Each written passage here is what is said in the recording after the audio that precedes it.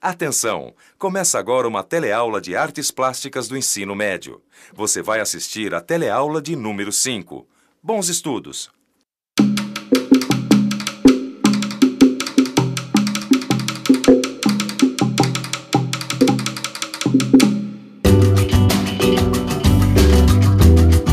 Olha, Marcão, pra mim a moto é uma coisa que diz muito sobre os nossos dias.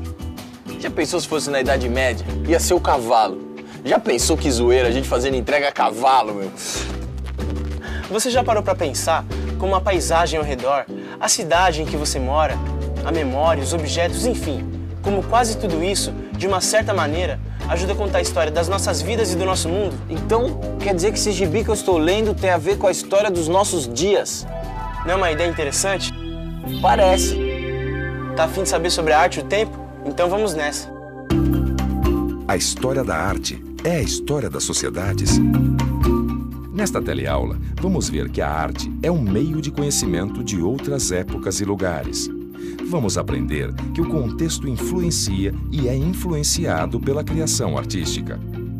Vamos ficar sabendo um pouco sobre a arte da Idade Média, a arte das histórias em quadrinhos e das preocupações com o meio ambiente refletidas pela arte contemporânea.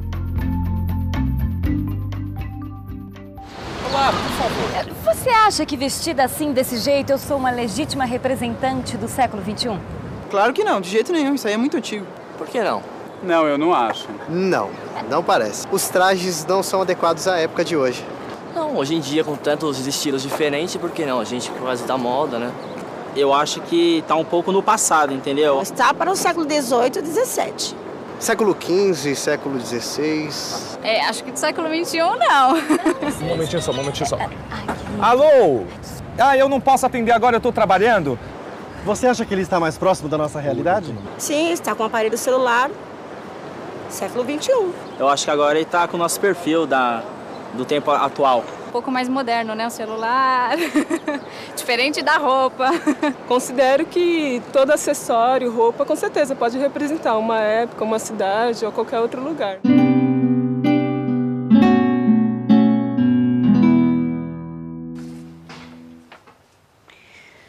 Quer dizer, então, que essa pintura conta a história no tempo de Cristo? Não, não é bem assim. Essa obra diz muito a respeito da época que ela foi produzida. Embora mostre Jesus, ela não foi pintada no tempo de Cristo, né? Não, lógico que não. Ela foi pintada... Ela foi pintada durante um período conhecido como Idade Média. Naquele período, a Europa estava dividida em diversos reinos fracos e a Igreja Católica tinha grande poder. Essa obra foi produzida por Giotto, um grande artista italiano nascido na segunda metade do século XIII. Uma coisa você já disse e dá para perceber pelo tema do quadro. Naquela época, a igreja era muito poderosa. Exatamente. Naquela época, poucas pessoas sabiam ler, então a arte era uma forma de contar as histórias escritas na Bíblia.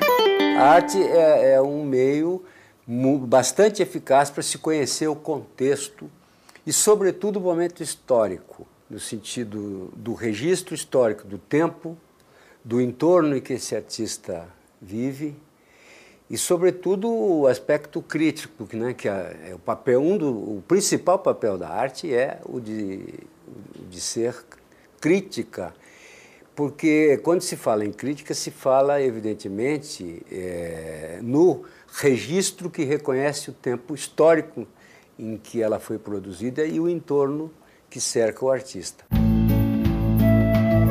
Vamos pensar um pouco. Olhe melhor aquele quadro de Giotto, A Lamentação de Cristo. Repare que a perspectiva já estava presente em sua obra.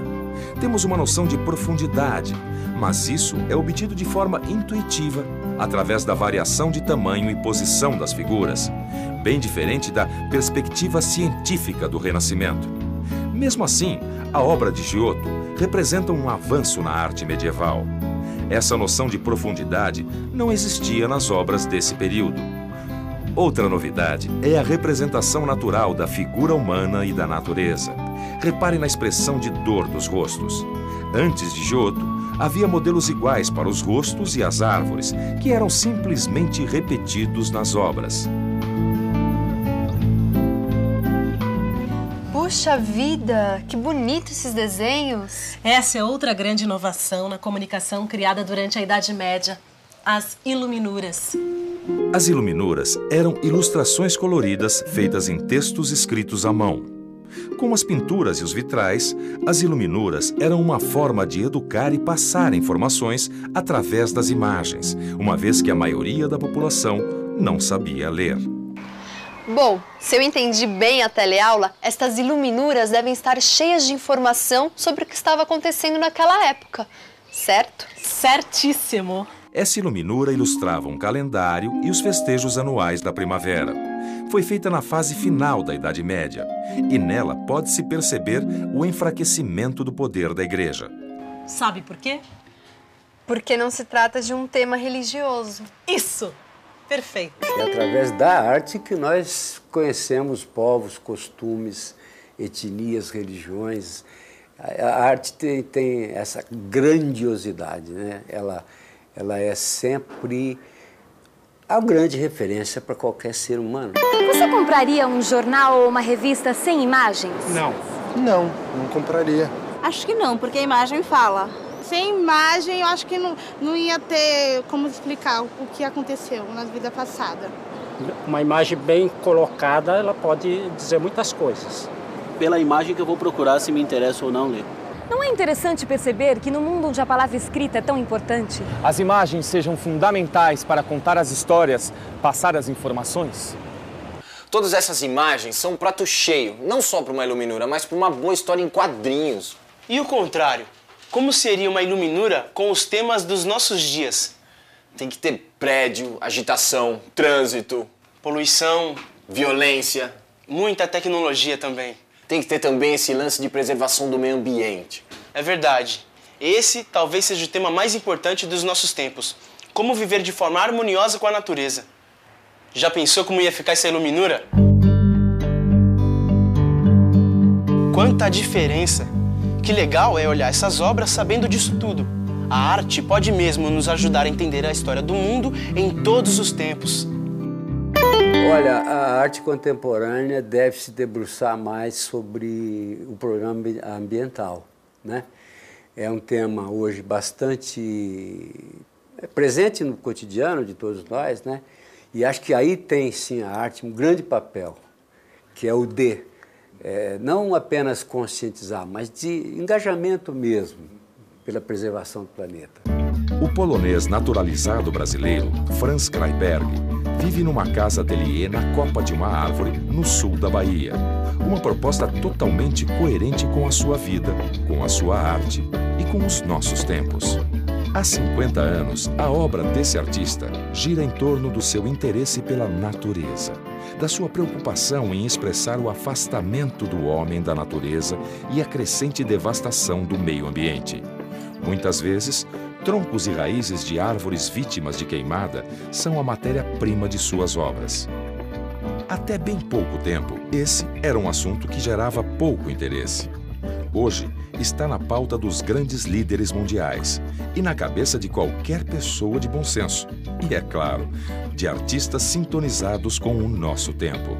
Um exemplo típico de como o contexto influencia e é influenciado pela criação artística.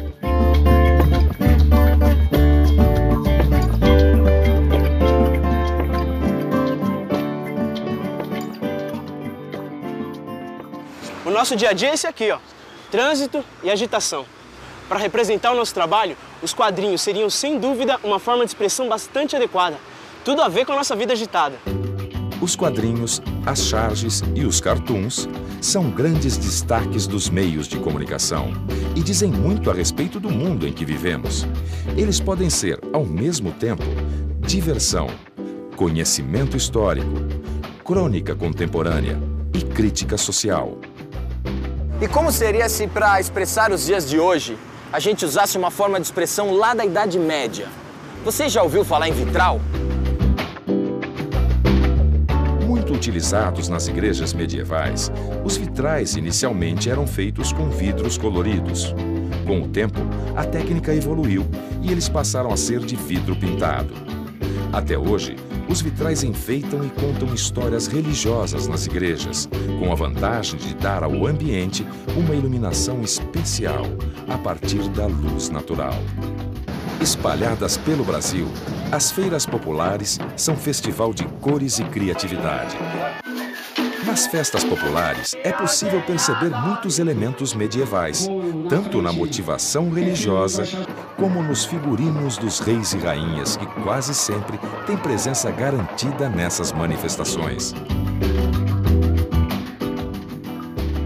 Portinari foi o primeiro, entre os eruditos brasileiros, a manifestar a preocupação em valorizar a cultura popular. Na década de 70, Ariano Suassuna e um grupo de artistas criaram o Movimento Armorial, que incentiva a criação de uma arte brasileira erudita, baseada nas expressões culturais populares. A palavra armorial relaciona-se ao livro onde são registrados os brasões dos reinos e famílias nobres, remetendo também às coloridas e brilhantes bandeiras e estandartes das festas populares. Eu dou importância a toda a cultura brasileira. Agora, falo muito na cultura popular porque, a meu ver, ela é um elemento de resistência contra a descaracterização da cultura brasileira. Talvez até por ser desprezada e deixada num canto, a cultura popular expressa aquilo que o povo brasileiro faz sem sofrer imposições nem deformações que lhe viessem nem de cima nem de fora. E atenção, se liga aí que é hora da revisão. Nesta teleaula, a pergunta: a história da arte é a história das sociedades? Foi o ponto de partida para aprender que a arte é um meio de conhecimento, que reúne muitas informações sobre o contexto no qual é produzida. Vimos que o contexto influencia e é influenciado pela criação artística, e que a criação artística proporciona a articulação de conceitos em diferentes áreas de conhecimento. Aprendemos que a arte é um jeito de conhecer outras culturas, seus valores e seu grau de desenvolvimento. Confirmamos que a preocupação ambiental é um valor determinante e essencial para a sociedade contemporânea. E ficamos sabendo um pouco mais sobre o período da história chamado de Idade Média. Você percebeu, Marcão? O quê? Nessas 5 teleaulas de artes plásticas, a gente fez uma verdadeira viagem no tempo e no espaço. Conheceu arte e artistas de vários tempos e lugares. Entre eles, muitos brasileiros. E aí, depois de tudo isso, será que a gente pode dizer que a história da arte é a história das sociedades? O que você acha? A resposta é você que vai dar. E não se esqueça, isso é só o começo. A vida e a arte continuam. Só depende de você. Bons estudos!